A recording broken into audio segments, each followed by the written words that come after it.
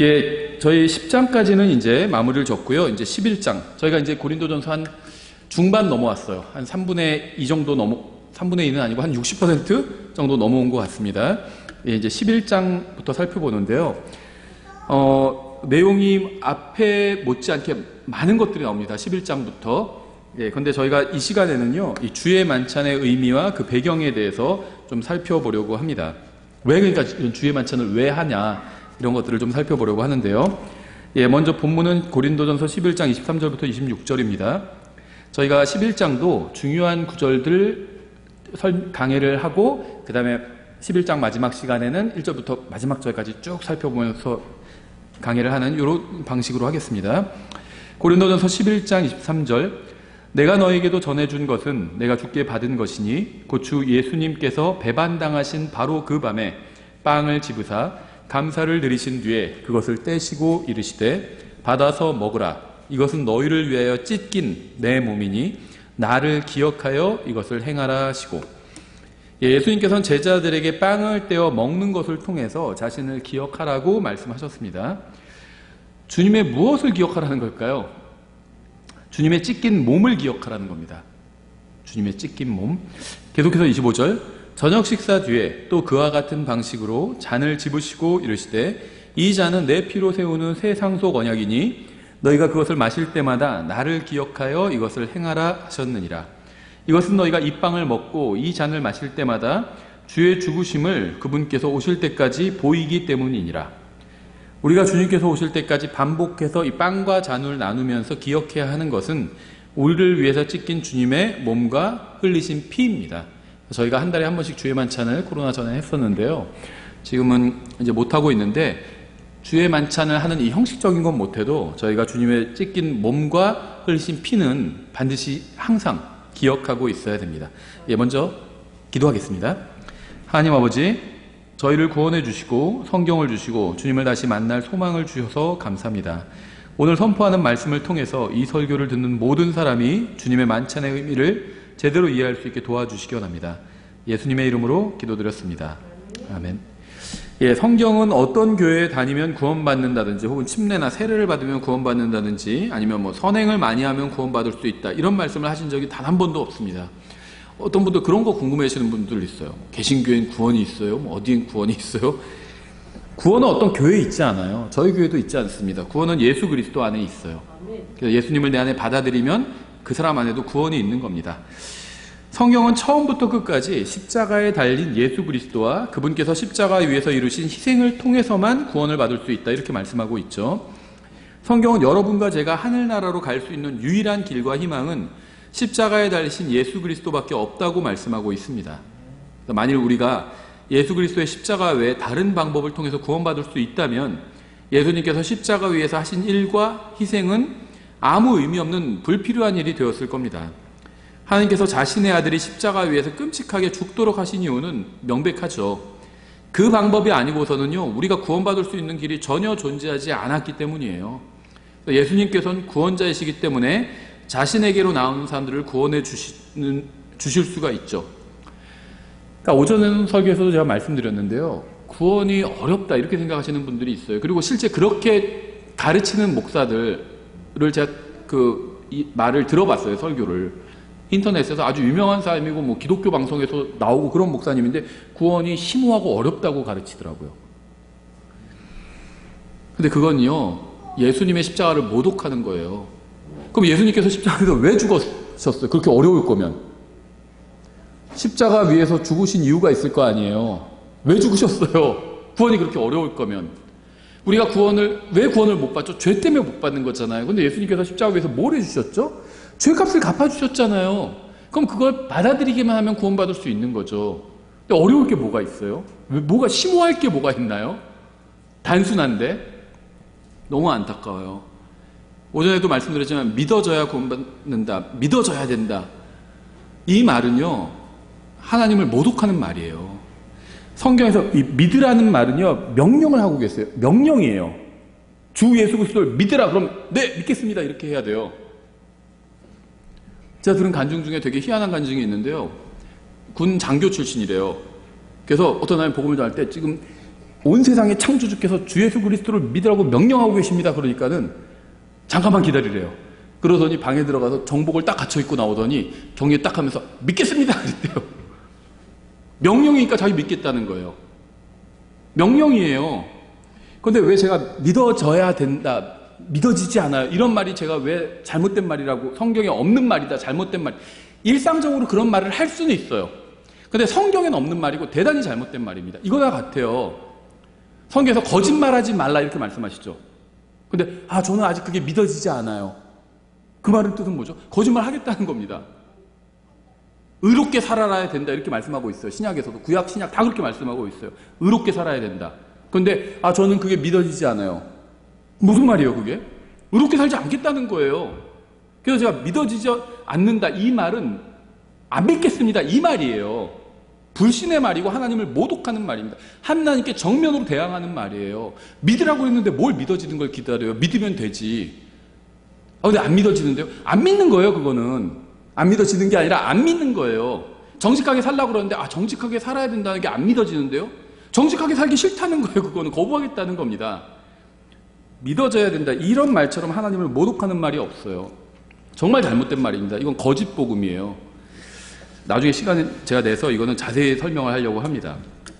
왜냐하면 이 독립침례교회에서 이슈가 됐기 때문에 제가 말씀드리는 거예요. 이건 자세히 설명을 다시 드릴게요. 이거는 대단히 비성경적이고요. 거짓 교리예요. 하나님을 모독하는 겁니다. 믿으라고 명령하셨는데 어디서 무슨 믿어져야 믿을게요. 군대 가서 그런 얘기 해보세요. 뭘 하라고 했는데 내가 이걸 하게 되면 할게요. 명령불복종이에요. 뭘 하게 되면 해요. 그냥 상관이 하라고 하면 하는 거지. 하나님께서 믿으라고 명령하셨잖아요. 안 믿으면 어떻게 돼요? 벌 주시는 거예요. 안 믿기 때문에. 믿어지지 않는 건 없어요. 자기가 안 믿는 거지. 핑계예요 그건. 우리 지금 신앙생활에 적용해보면 됩니다. 여러분 복음을 전하셔야 됩니다. 그렇게 얘기하면요, 맞아, 복음을 전해야 되는데 내가 연약해서 아직 좀 못하고 있어, 담대하지 못해서, 이렇게 얘기할 수는 있겠죠. 그런데 복음이 전해지지가 않아요.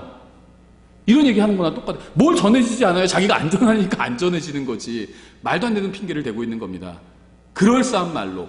말도 안 되는 얘기예요. 이건 제가 자세히 설명을 나중에 드릴게요. 대단히 위험한 그 발상이고 생각이기 때문에. 근데 이게 독립침례교회도 지금 스며들어 왔어요. 그래서 제가 지금 설명을 잠깐 드린 거고요.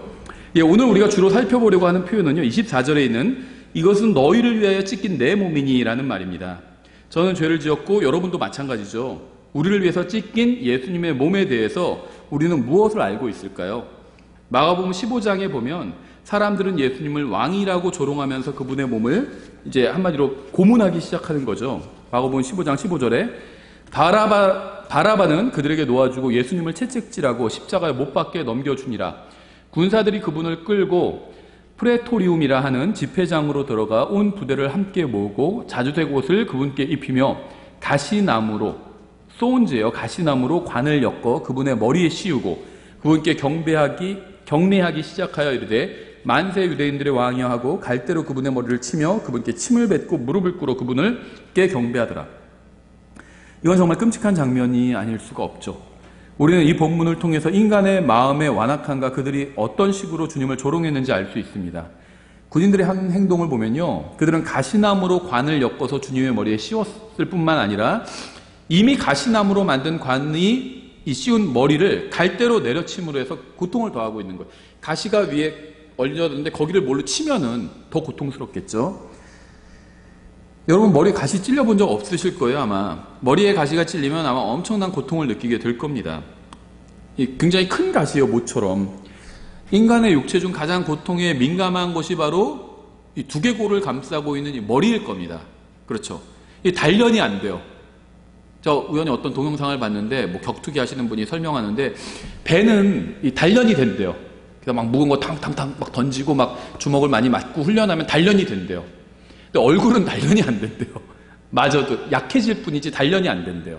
그러니까 얼굴이 가장 약한 곳이에요. 그렇죠. 단련할 수가 없어요. 성난 거친 군인들이 가시나무 관을 쓴 우리 주님의 머리를 조롱하면서 갈대로 사정없이 내리쳤습니다. 우리 주님께서는 왜 가시나무로 만든 관을 쓰시고 고난을 당하셨을까요? 여러분은 성경에서 가시나무가 가장 먼저 등장하는 곳이 어딘지 아세요? 창세기 3장이에요. 창세기 3장 17절에 이렇게 되어 있죠.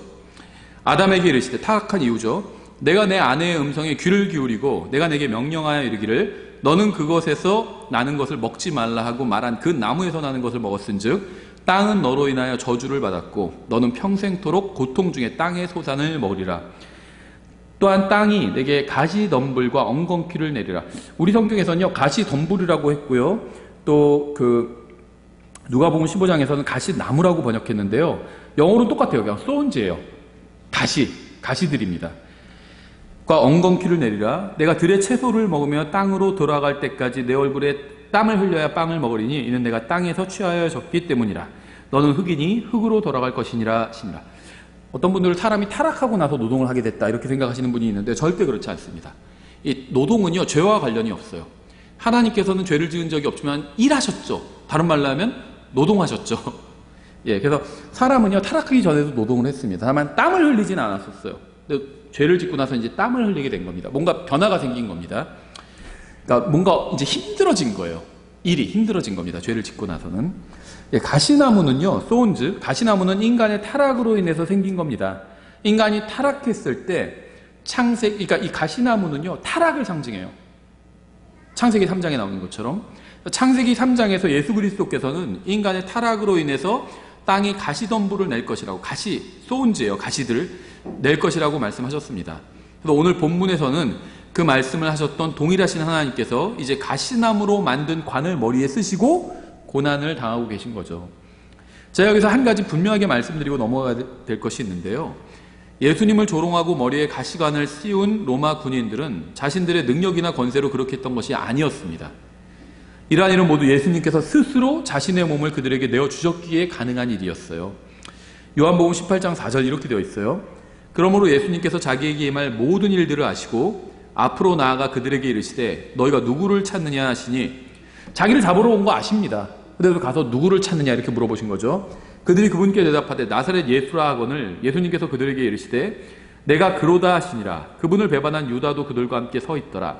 그분께서 그들에게 내가 그로다 하고 말씀하심에 곧바로 그들이 뒤로 물러가 땅에 쓰러지니라. 말씀만으로 땅에 쓰러져 버렸어요. 그러니까 예수님께서 자기를 체포하러 온 사람들을 피하고자 하셨다면 피하실 수 있었을 겁니다. 그렇죠. 내가 그로다 하니까 땅에 쓰러지고 계속 내가 그로다 하면 계속 쓰러지겠죠.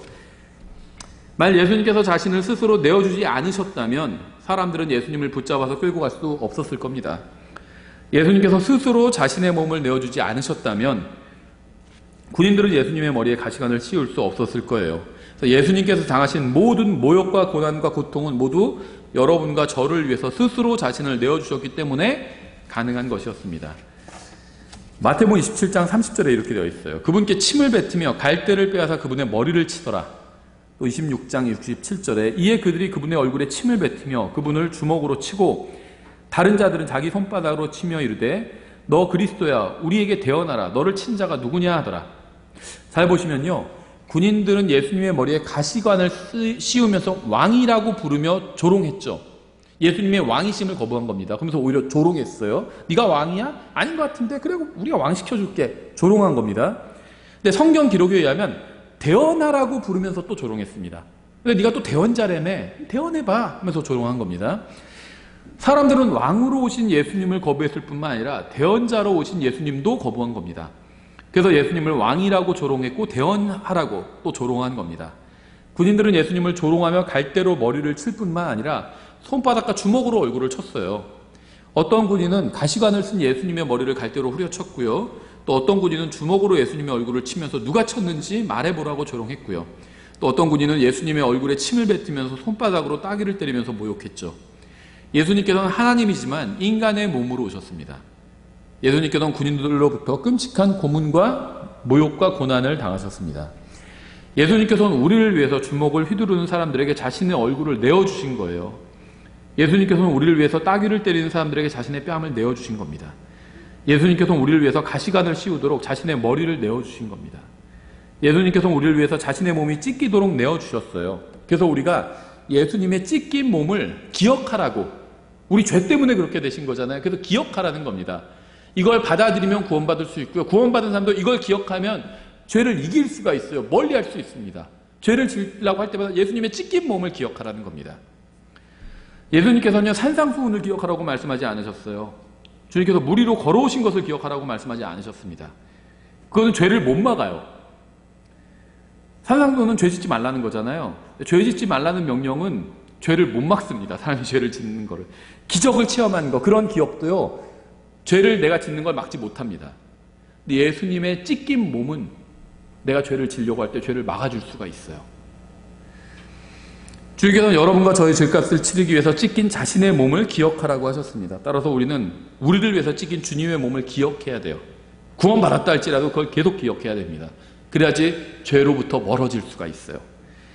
마태복음 27장 26절에 이렇게 되어 있죠. 이에 그가 바라바는 그들에게 놓아주고 예수님은 채찍질하고 십자가에 못 박게 넘겨주니라. 빌라도가 그렇게 한 거죠.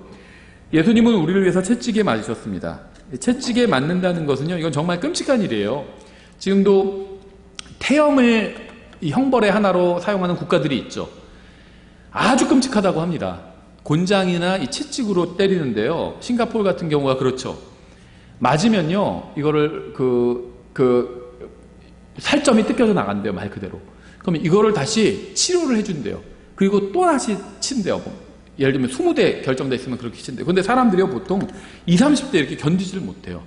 한 대 한 대가 아주 끔찍하다고 합니다. 그냥 차라리 감옥 들어가서 사는 게 낫다고 할 정도로 아주 끔찍하다고 그래요. 죄수의 두 손을 기둥에 묶어두고 웃옷을 벗긴 채 채찍질을 하죠. 여러분은 여기서 누가 채찍질을 하는지 한번 생각해 볼 필요가 있어요. 예수님께 채찍질을 했던 사람들은 군인들이었습니다. 채찍질을 당하신 예수님은 십자가를 지고 가지도 못할 정도로 큰 상처를 입으셨죠. 예수님을 채찍질했던 사람들은 2000년 전의 군인들이에요. 지금처럼 총을 사용한 게 아니라 칼이나 창을 사용했어요. 이 칼이나 창을 들어보신 분들은요, 아실 거예요. 사용하기가 어려워요. 힘이 듭니다. 지금처럼 칼이 날카롭지 않았죠, 2000년 전은. 그러니까는요, 이 칼이지만 둔기예요. 무게가 있어야 돼요, 칼이. 그래야지 그걸 휘둘렀을 때 뭔가가 베이거나 최소한 부러질 수 있거든요. 그래서 칼도 무겁고요. 이걸 휘두른다는 것 자체가 굉장한 그 체력을 소모하는 일이었습니다. 총도 무겁지만 칼도 무거워요. 그러니까 손목의 힘이 상당했겠죠. 총도 무거워요. 훈련소 들어가 보면 첫 느낌이거든요. 총을 봤는데, 이거 생각했던 것보다 대단히 무겁다, 이런 생각이 들어요. 총을 들으면. 근데 계속 몇 주 동안 훈련 받으면서 총을 갖고 다니잖아요. 나중에 가벼워져요, 총이.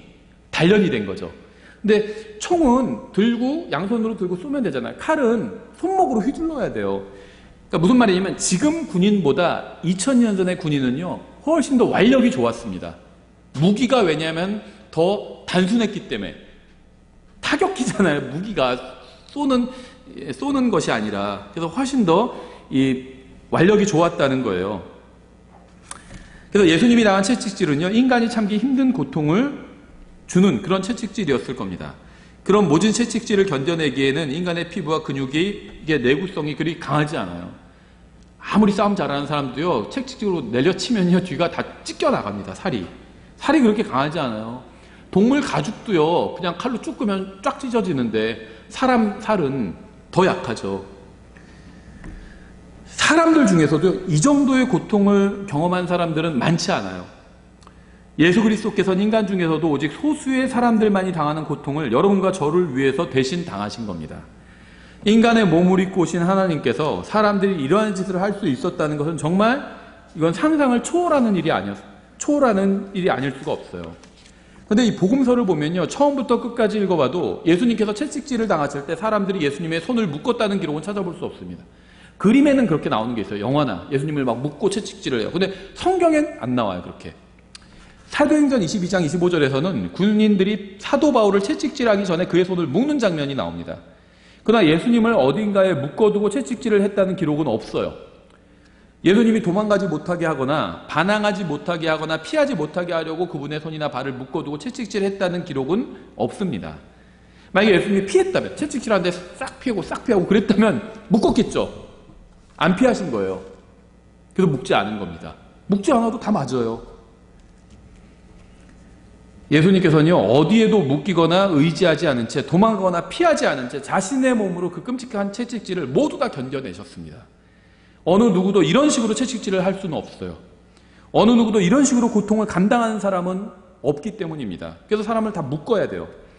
하지만 인간의 몸을 입고 오셔서 우리를 위해서 자신의 몸이 찢기도록 내어주신 하나님께서는 사람들이 자신을 채찍질하도록 내버려 두시고 그 고통을 모두 다 감당하셨습니다. 그리고 바로 그 하나님께서는 우리가 빵을 떼고 잔을 마시는 것을 통해서 자신의 그 찢긴 몸 피하지 않고 의도적으로 맞아주셨어. 나를 대신해서 살점이 나가 떨어지는 그 채찍질을, 그걸 기억하라고 말씀하신 거예요. 그걸 기억하라고. 아기로 태어나신 거 이걸 기억하라고 말씀하신 게 아니라 우리를 위해서 채찍질 당하시고 찢긴 몸을 기억하라고 말씀하신 겁니다. 이사야서 50장 6절에서 이렇게 말씀하고 있어요. 때리는 자들에게 내 등을 내주고, 예수님에 관한 예언이죠. 머리털을 뽑는 자들에게 내 뺨을 내주며 수치와 침뱉음을 피하려고 내 얼굴을 가리지 아니하였도다. 아까 제가 인용한 거 그대로죠. 예수님께서는 때리는 자들에게 자신의 몸을 스스로 내어주셨습니다. 예수님의 희생은 자발적인 것이었다는 말이에요. 예수님은 억지로 하신 게 아니라 자원해서 자신의 몸을 우리를 위해서 내어주셨습니다. 예수님께서 당하신 채찍질이 얼마나 끔찍한 것이었는지 생각해 보신 적이 있으세요? 이사야서 50장을 기억하면서 시편 129편을 보면요, 3절에 이렇게 되어 있어요. 예수님에 관한 예언인데요. 밭 가는 자들이 내 등을 가라 자기 고랑들을 길게 내었도다. 여러분은 쟁기로 밭을 갈아서 깊은 고랑이 생긴 그런 밭을 보신 적이 있으세요? 아마 실제 해보신 적은 없어도 어디 화면에서 보신 적은 있을 거예요. 쟁기로 밭을 갈면 고랑이 쭉쭉 길게 생기잖아요. 큰 날이 달린 쟁기로 깊은 고랑을 만들면서 밭을 갑니다. 거기에 그 씨를 심는 거죠. 하나님의 말씀인 성경은 사람들이 밭에 고랑을 길게 내는 것처럼 예수님의 등에 채찍질을 하면서 깊은 상처의 고랑을 내었다고 말씀하고 있어요. 채찍에, 가죽으로 된 채찍이 그냥 채찍만 있는 게 아니라 그 끝에 동물 뼈를 붙였다고 하거든요. 발톱이나 이빨이나 뼈 같은 뼈 조각을 붙였대요. 그래서 채찍을 후려치고 갈기고 그 다음에는 걸려서 쫙 긁어오는 거죠. 그럼 살점이 떨어져 나가는 거예요. 그걸 성경은 등에 밭 고랑이 생겼다 이렇게 표현하고 있는 겁니다. 잠시 한번 좀 생각을 해보면요. 예수님께서는 갈보리 동산으로 가신 것은 자발적으로 자신의 목숨을 십자가 위에서 내어주기 위함이었다고 성경 말씀하고 있죠. 그리로 올 것을 알았어요. 배반한 자가. 그래서 그리로 가신 겁니다. 근데 예수님의 등은 고랑이 깊게 난 밭처럼 큰 상처를 입은 상태였습니다. 예수님은 깊은 상처가 난 그 등으로 여러분과 저의 죄값을 치르기 위해서 십자가를 지고 가신 거예요. 그런데 선한 행위나 종교 생활을 하는 것을 통해서 구원받을 수 있다고 생각한다면 그건 정말 예수님의 대속을 조롱하는 거예요. 예수님이 괜히 저런 거 하신 거다. 쇼다 저거는. 실제 아무 능력도 없는데 실제 구원은 우리가 선행을 해서 받아야 되는데 구원은 또 우리가 노력해서 어렵게 받아야 되는데 그렇게 주장한다면 예수님께서 그 당하신 고난이 별거 아니라고 조롱하는 거나 마찬가지라는 겁니다. 만일 그러한 것들이 여러분과 저의 죄값을 치를 수 있다면 우리의 노력이나 열심히 힘들게 우리가 무엇인가 노력해서 구원을 받을 수 있었다면 예수님께서 왜 이런 고통을 당하셨겠어요? 만일 여러분이 예수 그리스도를 통하지 않고 다른 방법으로 하늘나라에 갈 수 있다거나 구원받을 수 있다고 생각한다면 완전히 마귀에게 속은 겁니다. 구원이 어렵다고 생각한다면 완전히 마귀에게 속은 거예요. 믿어져야 구원받는다고 생각한다면 완전히 마귀에게 속은 거예요. 믿으면 돼요. 예수님께서 나를 대신해서 이 고통을 당하셨다고, 내 죄값을 갚기 위해서 이렇게 하셨다고, 나를 대신해서 하나님의 진노를 받으셨다고 믿으면 됩니다. 그 사실을 인정하면 돼요. 믿어질 때까지 기다리지 마세요. 그러다가 집에 가다가 교통사고 나서 죽으면 어떡할 거예요? 지금 믿어야 돼요. 선택이에요. 인정하면 되는 겁니다. 나를 대신해서 이렇게 당하신 거라고 인정하면 돼요. 이사야서 50장 6절 이렇게 되어 있어요. 때리는 자들에게 내 등을 내주고 머리털을 뽑는 자들에게 내 뺨을 내주며 수치와 침뱉음을 피하려고 내 얼굴을 가리지 아니하였도다. 수염을 길러본 분들은 아마 아실 겁니다. 2살짜리 아이도요, 수염을 잡으면 성인 남성의 얼굴을 마음대로 돌릴 수 있어요. 수염 이렇게 났는데 이걸 잡고 할아버지 수염 잡고 애가 돌리면요 돌아가요 얼굴이. 하물며 70kg가 넘는 건장한 군인이 수염을 잡는다면 얼굴을 원하는 방향으로 돌릴 수 있을 뿐더러 몸 전체도 재현할 수가 있습니다. 수염 잡고 끌면요 성인 남성이 딸려와요. 아프기 때문에. 앞서 말씀드린 것처럼 당시의 2000년 전의 로마 군인들은요 백병전이 유일한 전투 수단인 시대에 전투를 직업적으로 하는 고도로 훈련된 사람들이었습니다. 이때 싸움 방식은요 백병전이에요. 무기 들고 가서 서로 치고받고 싸우는 겁니다. UFC 하는 것처럼. 그들은 무거운 방패와 큰 창을 갖고 싸우는 전쟁에 임했어요. 그런 군인들이 예수님을 주먹으로 때리고 손바닥으로 얼굴을 때린 후에 예수님의 수염을 잡아 뽑았습니다. 예수님의 얼굴은 피로 범벅이 되었겠죠. 당시의 군인들은 인간이 인간에게 할 수 있는 최악의 폭력을 주님께 행사했고요. 인간의 몸을 입고 오신 하나님께서는 우리를 위해서 그 모든 폭력을 자신의 몸으로 자발적으로 받아주셨습니다. 이런데도 우리가 어떻게 그분을 구원자로 받아들이지 않을 수 있을까요? 다른 방법을 통해서 구원받을 수 있다, 이런 생각을 할 수 있을까요? 그 누구도 여러분과 저의 죄값을 치르기 위해서 이렇게 고통을 당한 분은 없어요. 저는 지금 종교에 대한 이야기를 하는 것이 아니에요. 제가 말하고 있는 것은 우리의 죄값을 치르기 위해서 자신의 몸을 찢기도록 내어주신 분에 대한 이야기입니다. 시편 22편 16절 이렇게 되어 있어요. 개들이 나를 에워싸며 사악한 자들의 무리가 나를 둘러싸고 내 손과 발을 찔렀나이다. 예수님께서는요, 하늘에서 이 세상을 향해서 손을 내미셨습니다. 그러자 인간이 그 손을 잡아서 십자가 위에 못 박아 버린 거예요. 사람들은 하나님께서 왜 하필 십자가를 통해서 사람을 구원하시는지 궁금해하죠. 하나님께서는 십자가라는 방법을 선택하신 이유는요, 그 십자가 위에서 자신의 몸을 찢기도록 내어줄 수 있기 때문입니다. 죄가 얼마나 비참한 것인지 보여줄 수 있기 때문에 십자가를 선택하신 거예요. 그래서 손과 발과 등과 얼굴을 모두 내어주셔서 자발적으로 고통을 당하신 겁니다. 예수님의 손은 죽은 자를 살리고 병든 자를 고치는 손이었어요. 사람들을 보고 보듬어주고 축복해 주시는 손이었습니다. 그런데 인간은요, 그 손에 못을 박았어요. 예수님의 발은 평화의 복음을 전하러 다니는 아름다운 발이었습니다. 그런데 사람들은요, 그 발도 십자가에 못 박아 버렸어요. 그리고 모든 사람들이 볼 수 있도록 십자가에 못 박히신 예수 그리스도를 들어 올렸습니다. 동산 위에 들어 올렸어요. 마귀는 이런 모든 일을 진행하면서 사람들을 선동해서 십자가에 못 박아라 이렇게 시키게 만들었죠. 그래서 자기가 이제 승리했다고 생각했을 겁니다. 근데 마귀가 미처 기억하지 못한 말씀이 있어요. 마귀는 성경을 잘 알고 있지만 그래도 막 인용하죠. 예수님께도 막 성경을 인용하잖아요. 근데 모든 성경 기록을 다 아는 건 아니에요. 요한복음 12장 32절이죠. 나 곧 내가 땅에서 들리면 모든 사람을 내게로 이끌리라. 이게 무슨 말이냐면요, 예수님께서 십자가 위에 달리시면요, 모든 사람들에게 구원받을 수 있는 기회를 주시겠다는 거예요. 이끌겠다는 겁니다. 그러면 자기가 거기서 나 구원받겠습니다 나오는 사람은 구원받는 거예요.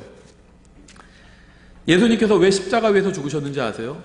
그분은 모든 사람들에게 구원받을 수 있는 기회를 제공해 주시기 위해서 십자가 위에서 죽으신 겁니다.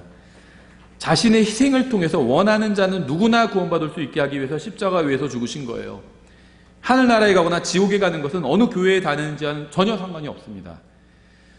우리 교회에 다니면서도 구원받지 못하는 사람도 있고요, 우리 교회에 나오지 않아도 구원받을 수 있는 사람도 있어요. 구원의 문제는 오직 예수 그리스도와 어떤 관계를 맺느냐에 달려 있어요. 이것이 여러분의 영원한 운명을 결정합니다. 왜냐하면 여러분의 죄값을 치러주신 분도 예수님이고 여러분의 죄를 용서해 주실 수 있는 유일한 분도 예수님이기 때문이에요. 요한복음 19장 28절 이렇게 되어 있어요. 이 일 뒤에 예수님께서 이제 모든 일이 이루어진 줄 아시고 성경 기록을 성취하시려고 이르시되 내가 목마르다 하시니 이제 거기에 식초가 가득히 담긴 그릇이 놓여 있으므로 그들이 해면을 식초에 적신 뒤에 우슬초로에 달아 그분의 입에 대니라. 그러므로 예수님께서 식초를 받으신 뒤에 이르시되 다 이루었다 하시고 머리를 숙이신 뒤 숨을 거두시니라. 예수님께서는 밤을 새서 겟세마네 동산에서 기도를 하셨죠. 예수님께서 십자가 위에 달리셨을 때 손과 발과 등과 머리와 얼굴에서 피를 흘리고 계셨습니다. 예수님께서는 빌라도의 재판정에서 갈보리 동산에 오시기까지 계속해서 채찍과 주먹과 손바닥으로 맞으셨어요. 그리고 십자가를 지고 오셨고 결국 그 십자가 위에 달리셨습니다. 예수님께서 당하신 일을 인간이 당한다고 한번 생각해 보세요. 십자가 위에서 죽기 직전에는 기진맥진한 상태였을 겁니다. 그런데 성경은요, 예수님께서 숨을 거두시기 전에 큰 소리로 외치셨다고 말씀하고 있어요. 마태복음 27장에 나오죠. 9시쯤에 예수님께서 큰 소리로 외쳐 이르시되 cried with a loud voice예요. 큰 소리로 외치신 겁니다. 엘리 엘리 라마 사박다니 하시니 이것은 곧 나의 하나님이여 나의 하나님이여 어찌하여 나를 버리셨나이까 라는 말이라. 50절에 예수님께서 다시 큰 소리로 외치시고 cried again with a loud voice예요. 숨을 거두시니라. 소리를 크게 지르신 겁니다. 다 이루었다 크게 지르신 거예요. 예수님은 채찍질로 인해서 고통과 과다출혈로 돌아가신 게 아니라는 겁니다. 자꾸 예수님의 사망을 막 과학적으로 분석하려는 창조과학자들이 있어요. 예수님은 돌아가시기 직전까지도요, 큰 소리로 외치실 만큼 힘이 있었습니다. 돌아가실 때 큰 소리로 외치고 돌아가시는 분 본 적 있어요? 임종하기 직전에 조용히 임종하시죠. 무슨 말씀하셔도 잘 안 들려. 그래서 뭐라고요? 아버님 뭐라고요? 귀를 대고 들어야 돼요. 큰 소리로 다 이뤘다 하고 돌아가시는 분은 없다는 거예요. 과다출혈로 돌아가신 게 아니라는 겁니다. 예수님이. 예수님께서는 생명을 주관하시는 전능하신 하나님이시기 때문에 십자가 위에 달린 채 영원히 죽지 않고 살아계실 수도 있었어요. 예수님은 고문의 후유증으로 죽으신 게 아니라는 겁니다. 성경은요, 예수님께서 식초를 받으신 뒤에 이르시되 다 이루었다 하시고 머리를 숙이신 뒤에 숨을 거두시니라라고 말씀하고 있어요. 사람들은 예수님께서 많은 고문을 당하시고 십자가에 달리셔서 너무 많은 피를 흘리셨기 때문에 죽으셨다고 생각을 합니다. 창조과학자들 특히 그렇게 생각해요. 예수님께서 왜 죽으실 수밖에 없었는지 의학적으로 설명하고자 하는 사람들도 있어요. 근데 성경은요, 예수님께서 과다출혈이나 고문으로 인해서 죽으신 게 아니라 스스로 목숨을 내어주셨고 스스로 숨을 거두셨다고 말씀하고 있습니다. 과학적으로 설명할 수 있는 게 아니에요. 예수님의 죽음은 의학적으로 설명할 수 있는 게 아닙니다. 예수님의 죽음을 의학적으로 설명하려고 한다면 예수님의 부활은 이거 의학적으로 어떻게 설명할 거예요? 예수님의 죽음과 부활은요, 의학과는 상관이 없어요. 의학적으로 설명할 수 있는 게 아니에요. 믿음의 대상이에요. 예수님은 여러분과 저를 위해서 스스로 목숨을 내어주셨습니다. 예수님은 전능하신 하나님이시기 때문에 죽지 않으실 수도 있었는데 여러분과 저를 위해서 자원해서 자신의 목숨을 내어주신 겁니다. 예수님은 십자가라는 처형도구 때문에 죽으신 게 아니에요. 어떠한 처형도구도 전능하신 하나님을 죽일 수가 없어요. 하나님께서 스스로 목숨을 내어놓으시기 전에는 누구도 그 무엇을 가지고도 하나님을 죽이거나 처형하거나 고문할 수가 없습니다. 요한복음 23장 46절 이렇게 되어 있죠. 예수님께서 큰 소리로 외치시고는 이르시되 아버지여 내 영을 아버지의 손에 맡기나이다 하시고 이렇게 말씀하신 뒤에 숨을 거두시니라. 영이 떠난 몸은 죽은 몸입니다. 사람은 영이 떠나면 죽게 되죠. 문제는 누구도 자신의 영을 떠나게 하거나 머무르게 할 수 있는 능력을 가지고 있지 못하다는 점이죠. 전도서 8장 8절에 나오잖아요. 영을 다스리는 권능이 있어 영을 머무르게 할 사람이 없고 죽는 날에 권능을 가진 사람도 없으며 그 전쟁에서는 면제받는 것도 없나니 사악함도 자기에게 넘겨진 자들을 건져내지 못하느니라. 예수님은 전능하신 하나님이시기 때문에 자신의 영을 다스리는 권능을 가지고 계십니다. 그래서 자신의 영을 스스로 아버지의 손에 맡기신 거예요. 예수님께서는 십자가 위에서 치러야 될 우리의 죄값을 다 치르시고 나서 스스로 자신의 목숨을 우리를 위해서 내어주심으로 우리의 구원을 완성하신 겁니다. 로마 군인들이 예수님을 죽인 게 아니에요. 유대인들이 예수님을 살해한 것도 아닙니다. 어느 누구도 예수님을 죽이지 않았어요. 어느 누구도 예수님을 죽일 수 없었기 때문이에요. 예수님께서 십자가 때문에 죽으신 것도 아닙니다. 어느 무엇으로도 예수님을 죽일 수가 없었습니다. 예수님께서는 여러분과 저의 죄값을 치르기 위해서 스스로 목숨을 내어놓으셨습니다. 예수님께서는 돌아가시기 직전에도 십자가 위에서 내려와 죽지 않으시고 자신의 모든 원수들을 물리치시고 하늘로 그냥 승천하실 수도 있었습니다. 그래도 예수님은 여전히 하나님이시고 모든 것을 다스리시는 왕이세요. 그렇게도 예수님의 능력이나 지위는 전혀 변하지 않습니다. 그러나 만일 예수님께서 십자가 위에서 죽지 않고 죽지 않고 내려오셨다면 여러분과 저희는 모두 다 지옥에 가게 될 거예요. 그래서 예수님께서는 십자가 위에서 내려오지 않으시고 스스로 목숨을 버리신 겁니다. 여러분과 제가 지옥에 가지 않게 하기 위해서, 우리의 죄 문제를 해결하기 위해서 십자가 위에서 내려오지 않고 죽으신 거예요.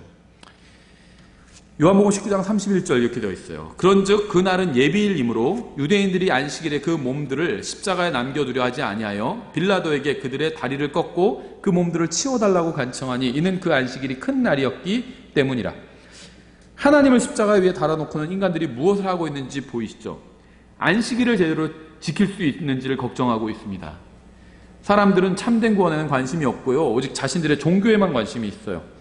참된 구원은 받지도 못한 채 무슨 날을 지키고 절기를 지키고 무엇을 지키면 되고 해서는 안 되고 이런 것에만 관심이 있는 겁니다.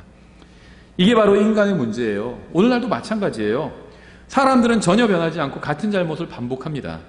자신들 교회의 규칙이나 전통을 구원보다 훨씬 더 중요하게 생각해요.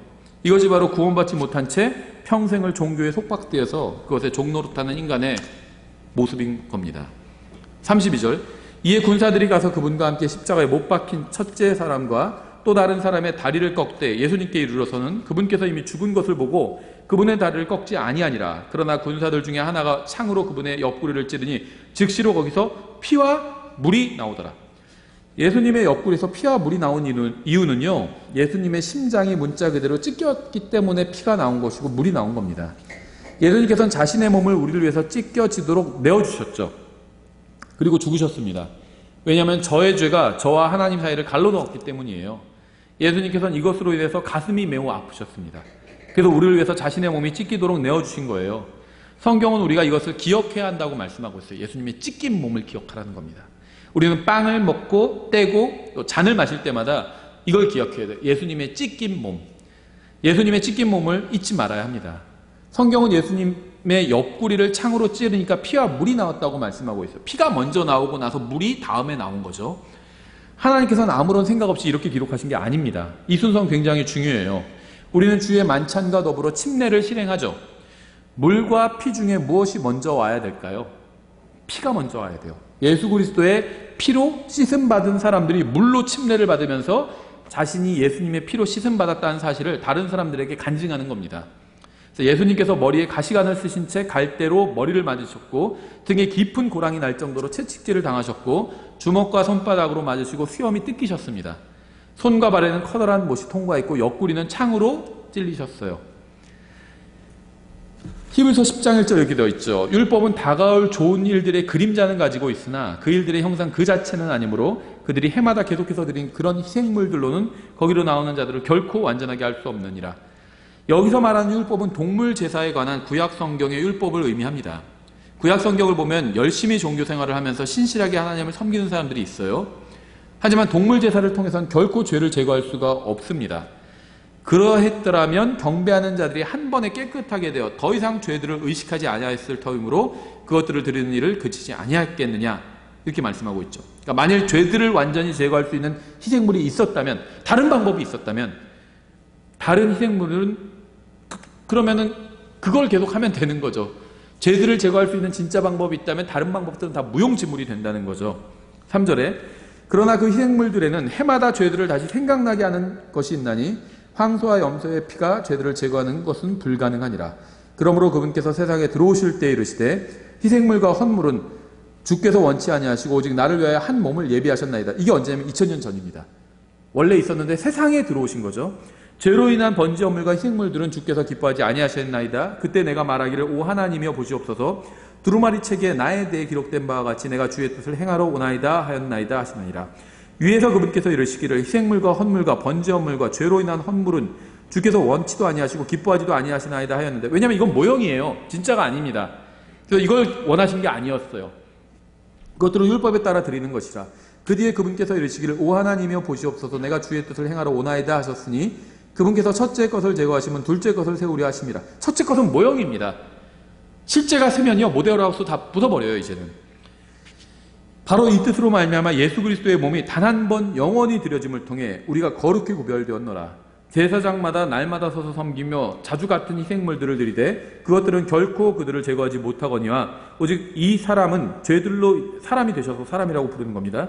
죄들로 인해 한 희생물을 영원히 드리신 뒤에 하나님의 오른편에 앉으사 그 이후부터 자기 원수들이 자기 발받침이 될 때까지 기다리시니라. 재림하실 때까지 기다리신다는 거예요. 그분께서는 거룩히 구별된 자들을 단 한 번 헌물을 드림으로 영원히 완전하게 하셨느니라. 우리가 보통 이러잖아요. 예수님께서 십자가에서 우리의 과거, 현재, 미래 모든 죄값을 갚아주셨다. 그거 근거가 이거예요. 단 한 번의 헌물을 드림으로 영원히 완전하게 하셨느니라. 이 말입니다. 그게 어디로 갈 수 있는지 전혀 확신하지도 못한 채 사는 사람들이 많이 있죠. 열심히 종교 생활은 하지만 아무런 확신도 하지 못한 채 그저 바라고 시도하기만 할 뿐입니다. 왜 확신하지 못하는 걸까요?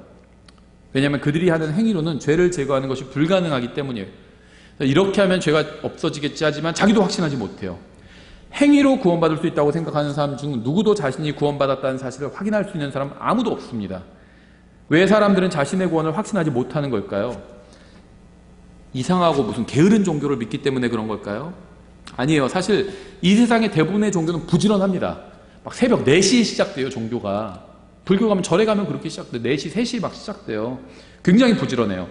대부분의 종교는요, 열심히 의롭게 살라고 가르칩니다. 문제는 그런 종교로는 죄를 제거하는 것이 불가능하다는 거예요. 종교는 인간에게 어떻게 죄 문제를 해결할 수 있는지 가르쳐주지 못합니다. 이게 바로 이 세상 종교의 문제죠. 예수 그리스도 안에 있는 사람들은요, 아무런 의심 없이 자신의 구원을 확신할 수 있습니다. 예수님의 찢긴 몸이 자신의 죄로 인한 것이라는 사실을 알고 있기 때문이에요. 나를 구원하시기 위해서가 아니라면 몸이 찢기실 필요가 없었어요. 그런 고통을 받으실 필요가 없었습니다. 근데 그 고통을 받으신 게 사실이잖아요. 그럼 나의 죄값도 다 치러진 게 사실이라는 거예요.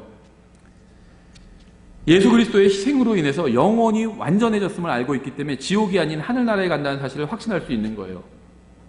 그래서 예수님의 찢긴 몸을 항상 기억하는 게 나의 구원에 대한 확신을 더 준다는 겁니다.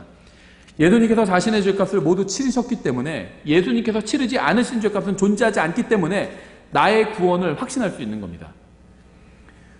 예수님의 고난을 생각해보세요. 찢긴 몸을. 그럼 그 중에서 혹시 내 죄 중에서 치르지 않은 뭔가가 있을까요? 그렇게 예수님께서 고난을 받으셨는데 다 치러졌다는 거예요. 그래서 예수님의 이 찢긴 몸을 기억하면요, 나의 구원을 확신할 수 있습니다. 그리고 죄를 또 멀리할 수 있어요. 나 때문에 저 고난을 당하셨는데 내가 죄를 진다면 얼마나 죄송해요. 죄를 멀리할 수 있는 겁니다. 전 지금 종교에 대한 이야기를 하는 게 아니에요. 교회에 대한 이야기를 하는 것도 아닙니다. 저는 지금 구원자에 대한 이야기를 하고 있는 거예요.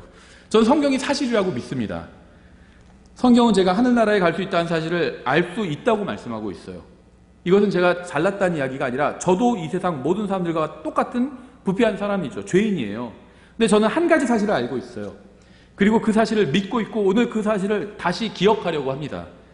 그 사실은 바로 예수님의 몸이 저를 위해서 찢기셨다는 사실이에요. 예수 그리스도의 피가 저를 위해서 흘려졌다는 사실입니다. 그리고 그 단 한 번의 희생이 저의 모든 죄값을 치렀다는 사실입니다. 하나님께 감사를 드립니다. 하나님께서 저를 위해서 이러한 일을 해주셨음에 감사를 드립니다. 만약 누군가가 여러분에게 이거보다 더 좋은 것을 준 적이 있다면 저희가 알려주세요. 예수님께서 여러분과 저를 위해서 해주신 것보다 더 좋은 것을 해준 다른 존재가 있다면 저에게 알려주세요. 하지만 알려줄 수 없다면 여러분은 예수님께서 여러분을 위해서 해주신 일을 거절해서는 안 됩니다. 믿어질 때까지 기다려서도 안 돼요. 받아들여야 돼요. 믿음으로 받아들여야 합니다. 여러분의 죄값을 치러줬다는 사실을 인정하면 되는 거예요. 내가 밥을 먹었는데 돈이 없어요. 나갈 게 걱정이에요. 카드를 냈더니 카드가 잔액 초과입니다. 이렇게 나와요. 그런데 감사하게도 누가 돈을 내줬대요. 그럼 그 사실을 인정하면 돼요. 아, 정말요? 그 사람이 정말 내준 거 맞아요? 내줬대요. 근데 영수증도 보여줘요. 봐요. 그분이 내줬죠.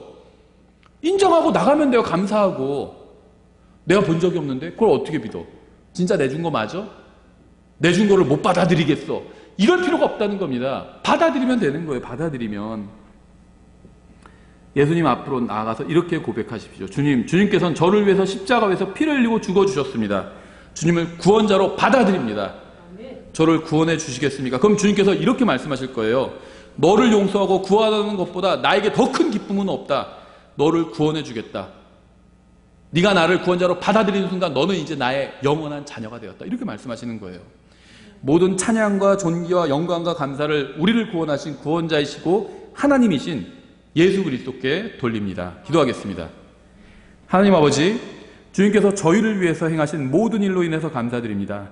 이 설교를 들은 사람 중에 아직 예수님을 구원자로 받아들이지 않은 사람이 있다면 지금 이 시간이 예수님을 믿고 구원받을 수 있는 인생에서 가장 귀한 시간이 될 수 있도록 도와주시기 원합니다.